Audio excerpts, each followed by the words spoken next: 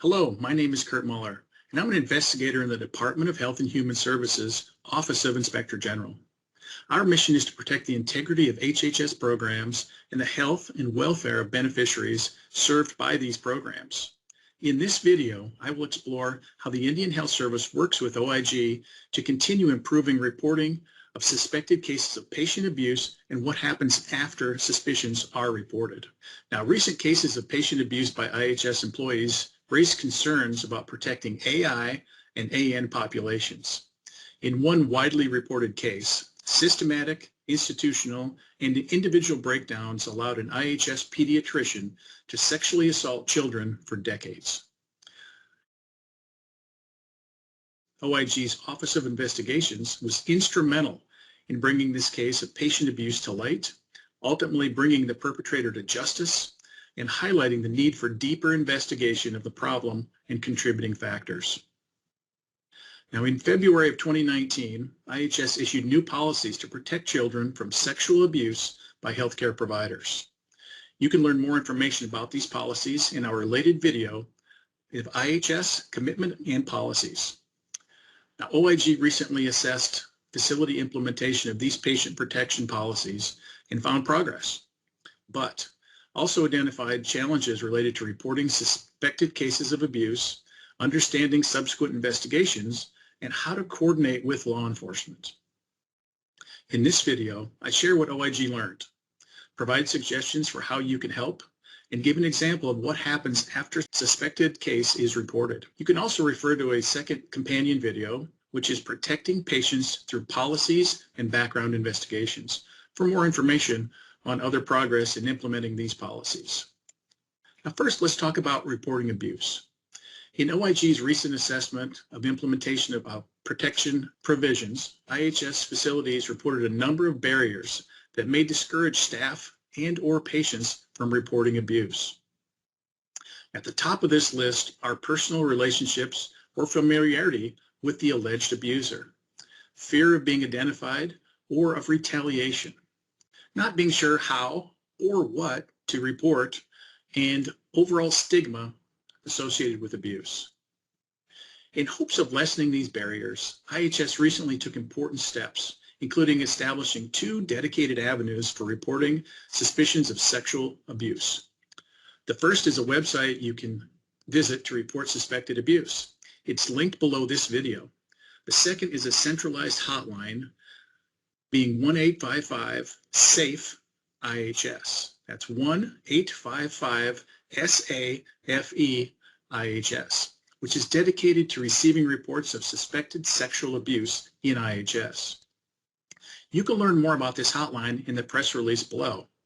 And I also encourage you to check out the new IHS website at www.ihs.gov/sexual abuse prevention. This website provides information to patients, employees, tribal and urban Indian organization partners on IHS's efforts and actions to prevent sexual abuse in the Indian Health Service system. Now, you might be asking, if I report suspected abuse to the OIG, what should I expect to happen next? Well, once you make your report, either through the website or the hotline, the information you provide will be reviewed by trained staff who will determine the appropriate next steps. All allegations of child sexual abuse and related information will be maintained on a confidential basis to the greatest extent possible. You may also make your report anonymously, that is, without telling anyone who you are. However, in this case, because the investigators will have no way of following up with you, it is important that you report as much information as you can so that the appropriate investigation can be conducted into the allegation. If you make a report and include your contact information and did not report anonymously, you could expect to be contacted by OIG staff with follow-up questions. However, we are unable to share progress or status of an investigation once a complaint's been filed due to confidentiality. Before closing, I'd like to share the example of the Dr. Stanley Patrick Weber case as an illustration of the role and involvement of law enforcement. In late 2015, allegations were received regarding Dr. Weber molesting boys, his own patients. Dr. Weber worked in South Dakota, Montana, and other locations. The Bureau of Indian Affairs Office of Justice Services initially followed up with interviews of several former patients in South Dakota. One patient confirmed sexual abuse starting at age 11 or 12, which led to a more detailed investigation by OIG. During the full investigation, approximately 200 people were interviewed. This included current and former IHS employees, tribal employees, former patients of Dr. Weber and their relatives, law enforcement officials, child protection officials, and Dr. Weber's neighbors, among others.